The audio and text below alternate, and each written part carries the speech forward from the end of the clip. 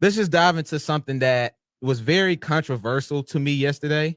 Um, something that really bothered me a little bit. I liked it. I had a love-hate relationship with it, and that's the college football playoff rankings. And as I'm looking at it, I got my notes right here as I'm looking at it and everything, and I see a few things that I like. We'll start from the top because I think the top, we all know who is the number one team in the country. If you have any questions about that, then I don't think you've been watching college football all year. I just don't think you've been watching. So I have Georgia. They have Georgia number one, who I have number one. I think as of right now, if we're talking about, teams have played 8, 9 games. So I guess we're in week 9. I think Georgia's the best team in the country. Top to bottom. Their offense is a tad bit shaky for the most part, but they have the best defense in the country. They bring it every game. They get stops. They bring the energy and the toughness to every game. And that's why I have Georgia number one. And so they agree with me as well. But number 2 is where some people got a little upset, where I agree with it. Alabama's number 2. Why would they not be? They're 7-1. Just because they lost to Texas A&M. Texas A&M is ranked number 14 in the country. Playing in the SEC is really tough, man. If you've watched college football in the past, playing in the SEC in itself, it doesn't matter if you're in the West or East, it's tough. If you put any team from the Big 10, any team from the Big 12 in the SEC, and you could put their best team, if you put Oklahoma in the SEC this year, they're the 4th or 5th best team. They're the best team in their conference right now. So, Alabama is definitely deserving of that number 2 spot. I don't beat them up about going to College Station, one of the hardest places to play in the country, and just losing a close game to Texas A&M. I mean, Alabama has a brand new team, basically, especially their offense. They lost a bulk of their offense, 90% of the offense. Lost Najee Harris, first-round pick. Lost Mac Jones, Devontae Smith, Jalen Waddle, all first-round picks. All went top 25 in the draft. You lost all of them, and then you're able to come back the next year, recoup, and still be a top 10 team, a top 3 team in the country. I got Alabama's at number 2 now. Shout out to James Ohama. We had him last 2 weeks ago on the show. Michigan State's number 3. I agree with that. That's a big win they had against Michigan. They went on, I want to say, a 23-3 run, to beat Michigan. They was up 30-4. Michigan was up 30-14 against Michigan State. They came back and beat Michigan. So that's a big win. Now, this is where things get controversial. I would love to hear some of you guys and how y'all feel about this. The rankings from 4 through 14. So we're covering rankings, the college football rankings from 1 through 14. I would love to hear you guys and how y'all feel about this. They have Oregon at 4. Now, granted, I would put Oregon ahead of Ohio State because Oregon beat Ohio State. They went into Ohio State. They went into Columbus and beat them on their own home field. I agree with them being ahead, but what I don't agree with, I don't think Oregon nor Ohio State should be ahead of 8-0 Cincinnati. Oregon 7-1, they lost to a 3-5 Stanford.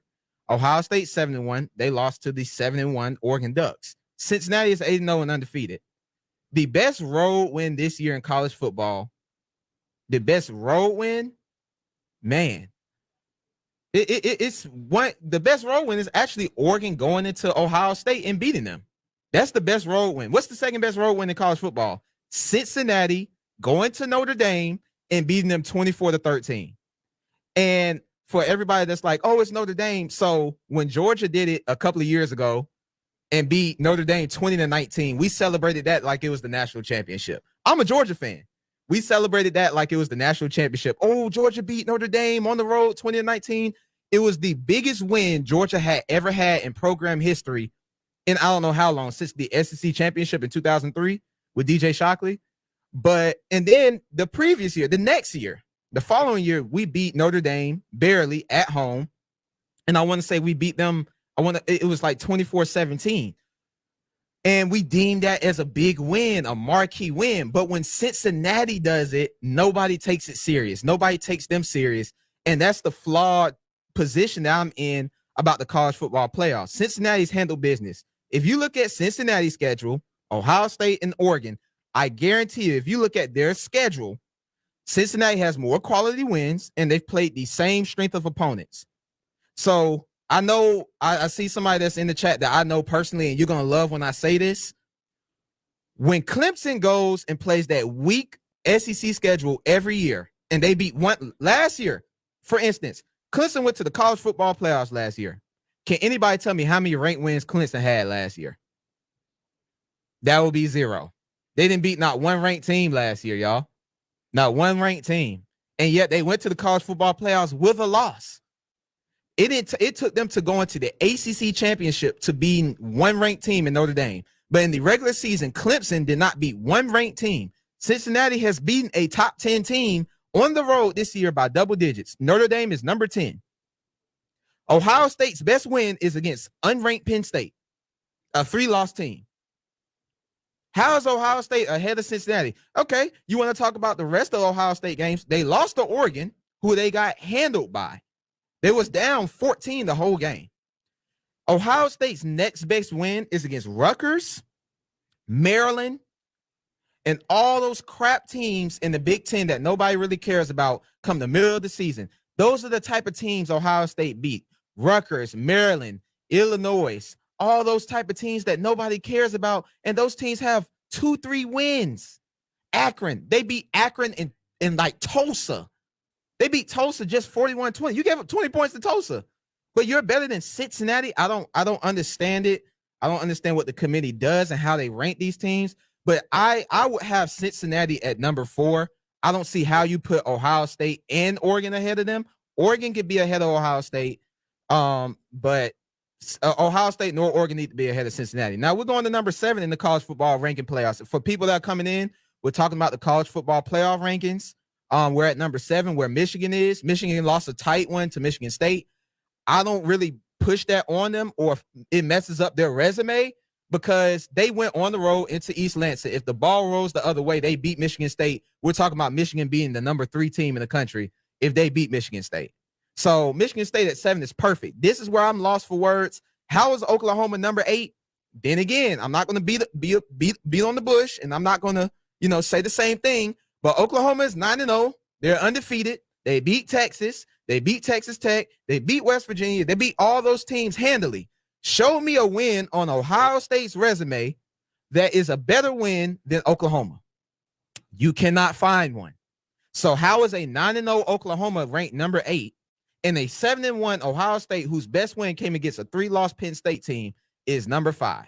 I give you Oregon. Oregon beat Ohio State. That's why you can put them at, I wouldn't say 4, but you can put them at 5 or 6. Now we're going to number 9, Wake Forest. They're going to play out themselves. Wake Forest is 8-0, but they still have a lot of tough games. They still have Clemson on the schedule, Boston College, North Carolina. They'll lose a couple of them games. I predict they lose 2 games, but shout out to the Demon Deacons. We didn't expect them to be 8-0. They're number 9, so that's out of respect. Notre Dame's number 10. Outside of them losing to Cincinnati at home, they've looked pretty decent for the most part this year. Beating Wisconsin, who's come on as of late, just beat Iowa, and now they're in control of the Big Ten East, I want to say. So, yeah, now this is where things get interesting. Oklahoma State and Baylor is at 11 and 12. Oklahoma State and Baylor have already played. Oklahoma State beat Baylor, but Oklahoma State lost to Iowa State. But Oklahoma State owns that tiebreaker between them and Baylor. Oklahoma, who is at number 8, they put Oklahoma at number 8, Oklahoma State at 11, and Baylor at 12 for a reason, because Oklahoma still has to play Oklahoma State and Baylor and have to go on the road. I want to say Oklahoma's next game is in Waco against Baylor, and the last game of the season is against Oklahoma State in Stillwater. Oklahoma will lose one of those games, and if they lose one of those games or both of those games, you will see Oklahoma State and Baylor rematch. Do y'all see how they set this up right now? So you could potentially have, when it's all said and done, in the SEC championship, number 1 Georgia against number 2 Alabama. You could also potentially have in a couple of weeks, next week actually, number 3 Michigan State against number 5 Ohio State. That's another top 5 matchup. They're setting this up for the money. Say Michigan State loses that. Ohio State and Michigan. By that time, Ohio State would be number 3, Michigan be number 5. That's another marquee matchup. They're setting it up. Oklahoma has to play Baylor next week. By the time that comes, Baylor will be number 10. Number 8, Oklahoma against number 10 Baylor. Whoever wins that game is going to catapult into the top 5. Same with Oklahoma State. So when Oklahoma State and Baylor meet in the Big 12 championship, They're both one-loss teams. Guess what? Whoever wins that game, they're going to the college football playoffs. It's wreaking havoc. And I haven't even gotten to 13 because this is where it gets interesting. 13 is Auburn. 14 is Texas A&M. Everybody go on your little pad. Don't exit the stream, but go on your pad, whatever you have, another device, and look up who plays this weekend. It's Auburn and Texas A&M. Number 13, Auburn. Number 14, Texas A&M. They're playing each other this week. One of those two will cancel each other out. If Auburn loses this game, but beats Alabama, and Texas A&M wins this game and wins out, guess who goes to the SEC championship? Texas A&M, because Texas A&M has beaten Auburn and they beat Alabama. If Texas A&M loses this game, they're out of the race. But if Auburn wins this game and then so happens to win against Alabama, it would be Georgia and Auburn in the SEC championship. This is one of the craziest polls I've seen. This is the first year where I could say, wow, we don't know who's going to make the playoffs outside of Georgia. I think Georgia will win the next 4 games, and even if they lose the SEC championship to who I think it will be Bama, Georgia makes the playoffs regardless. Bama makes the playoffs regardless. Outside of them two, I don't know who's going to be number 3 or 4 because Michigan State still has Ohio State on the schedule and Penn State. Ohio State still has Michigan State and Michigan on the schedule. They could lose both of them games for all we know. Oklahoma still has Oklahoma State and Baylor. Alabama still has Auburn. The only team on this list where you can definitively say, oh, they're okay, they're safe, Georgia. Because Georgia has none of these teams on their list until they play, and they don't know who they will play in the SEC championship. So that being said, man, these rankings were very interesting. I'll be the first to say it. I have a love-hate relationship with these rankings as of right now. They look pretty freaking good, though, as far as Georgia, Bama. I'm glad they got that right. I'm glad they got Michigan State at number 3. They deserve it. Michigan State has beaten Miami. They beat some pretty good teams, man. They deserve it. Beating Michigan, that was a big win. But what they're doing is the committee is showing you that they don't have any faith in Michigan State because they put Michigan State at 3 just so they can say when Ohio State beats them, if Ohio State beats them, Ohio State be the top 3 team in the country. That's what it's set up to. They put Michigan at 7, so when Ohio State plays Michigan, who we all think Ohio State who has owned Michigan basically my entire life, when they beat Michigan, oh, we beat number 7 Michigan. So that's what it's set up to be. That's how it is.